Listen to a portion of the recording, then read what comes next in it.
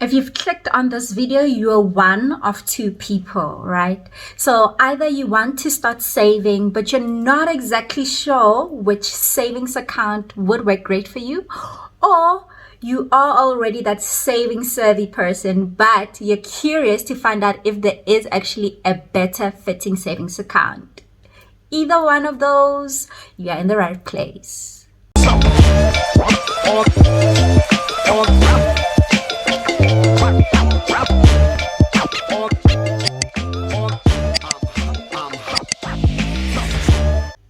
Hello there, Dumela, and welcome back to my channel. If you are completely new, you're most definitely welcome. You can stick around by subscribing, become part of the clan, and you will get my content as soon as it drops. I promise you, it will be worth your time.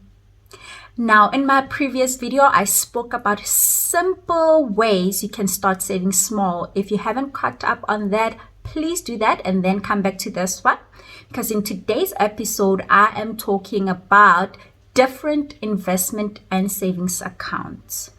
Before I start, I need to remind you that I'm not a financial advisor and my content is in no way financial advice. So if you need to, please do reach out to a qualified financial advisor so that you can get a professional and personalized advice on your finances.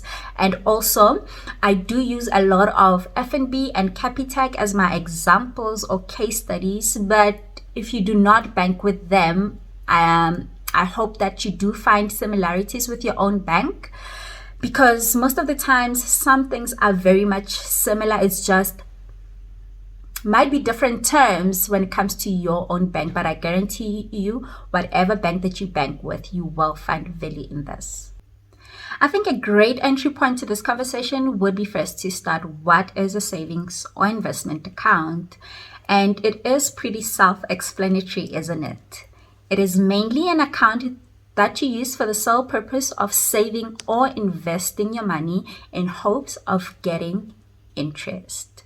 I mean, of course, we save because we know we're going to get a little bit more than we put in, but we will talk about that in a bit.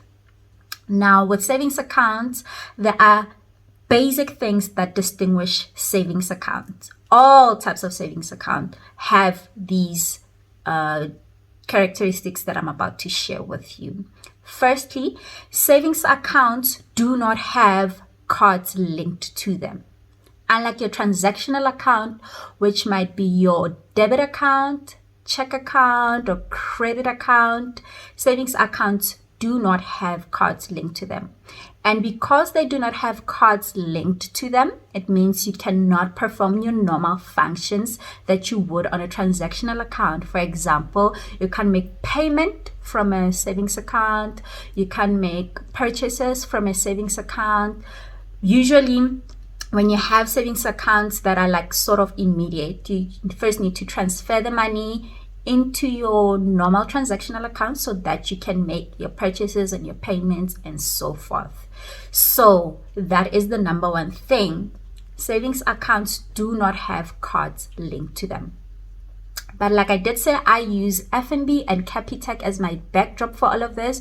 So if you bank with someone else and maybe you have a card, please share that with me. It would be just a curious thing to just know in general. Now, number two is that savings accounts earn interest. And the different interest rates depend on the nature of the savings account that you choose. So we will explore that in just a little bit, but just know that savings accounts are supposed to earn you an interest, even though the interest rate would depend on the type of savings account you have. Here's a little insider tip, right? Most of the time, the interest rather on the savings account are very market related. So you definitely need to put your finger on the pulse when it comes to the markets so that you can always know if you're earning the right interest on a certain account or if it's time to move your money to a better account with a better interest rate. And number three is that savings accounts usually have an opening deposit. So this will go with your research, right? Whenever you want to open a savings account, you must just know how much it would cost to set it up. Some savings accounts do not have an opening deposit, but some do. And here's another insider tip, right? The savings account that or rather the deposit amount that you open your account with is usually the minimum amount that you must maintain in a savings account so that you continue earning interest on it. I'll give you an example. Say there is an XY savings account that you want to open, and the opening deposit is $500. What that simply means is that for you to earn, let's say it comes at 6% annual nominal interest, right? What it means is that for you to earn that 6% on that savings account, you must maintain at least that 500 rands. Usually, if it drops below 500 rands and go to 480, 450, whatever, anything below the 500, then the interest might stop. The interest earning on that account might actually stop. So whatever opening amount you open your savings account with, do know that it is the minimum amount you have to maintain at all times in that account to keep earning the interest.